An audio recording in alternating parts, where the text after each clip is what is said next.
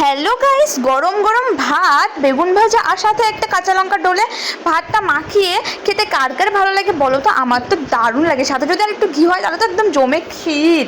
তো চলো আজকে তোমার সাথে শেয়ার করবো সারাদিন না আর কি, সকাল থেকে দুপুর পর্যন্ত আর কি কী করি সম্পূর্ণ কিছু দেখাবো না, কারণ সকালে আমার বাসি কাজ সম্পূর্ণ শেষ করে সকালের খাবারও খেয়ে আমি স্নান করে এসেছি, কারণ দুপুরে রান্না বসাতে হবে। তো অত কিছু তো শেয়ার করতে পারি না সকাল থেকে শুরু করে, কারণ কাজের চাপে থাকি।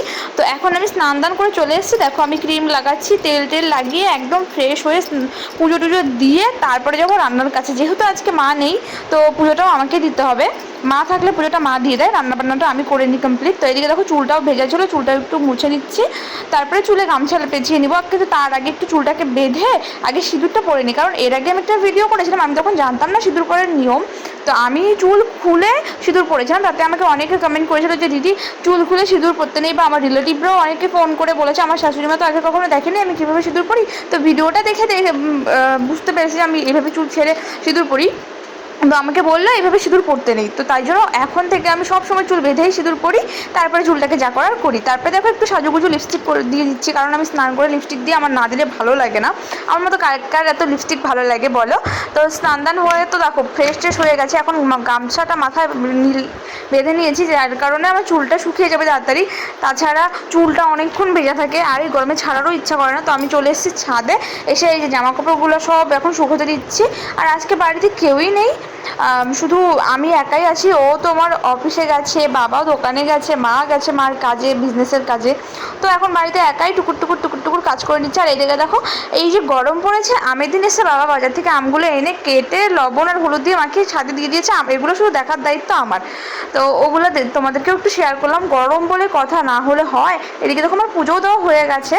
তারপরে চলো এদিকে একবারে চলে এসেছি রান্নাঘরে, এসে আমি ভাত আর ডাল একসাথে বসে দিয়েছি, যেহেতু একটু লেট হয়েই গেছে, যেহেতু সকালে একদম সম্পূর্ণ কাজ করে একা হাতে করে এসেছি রান্নার এখানে। তারপরে এই যে ডাল সম্বাদ দেবো, ডাল সম্বাদ দেওয়ার জন্য পেঁয়াজ টেয়াজ ফোড়ন দিয়ে দিয়েছি। আর কি বলো তো, এখন না শর্ট ভিডিও করে কোনো লাভ নেই, কোনো ইচ্ছাও করে না শর্ট ভিডিও করার। কী কারণে বলো তো? এখন শর্ট ভিডিওতে একদম আর্নিং বন্ধ করে দিয়েছে, এর থেকে তো ভালো লং ভিডিও করা, ডেইলি ব্লগ করা, অন্তত 3-4 মানে পয়েন্ট করে যাই হোক যে কিছুই তো একটা পাচ্ছি, কিন্তু শর্ট ভিডিওতে কিচ্ছু পাওয়া যাচ্ছে না। তো তার থেকে ভালো ডেইলি ব্লগ করি। কিন্তু ডেইলি ব্লগ করবো, এডিট করতেও তো সময় লাগে, ভিডিওটা করতেও তো সময় লাগে, রোজ দিন তো এভাবে করা হয় না। তো দেখো আমি আজকে কী রান্না করছি, আজকে এই গরমের মধ্যে কী করবো বলো? এত বেশি তেলে ঝুলেও খেতেও ইচ্ছা করে না, কিন্তু আবার না খেলেও ভালো লাগে না। তো এই গরমের মধ্যে আমার কাছে আজকের এই রান্নাটাই বেস্ট মনে হলো। মুসুর ডাল কিন্তু পাতলা করার জায়গায় একটু ঘন করে ফেলেছি, যে এই সে ভেন্ডি টেন্ডি দিয়ে করেছি। তো ডাল, আলু ভাজা, বেগুন ভাজা, তার কোয়াশ ভাজা, মাছ ভাজা, মাছ আজকে তরকারি করিনি, মাছ ভাজা, চিপস আর সাথে একটা কাঁচা লঙ্কা।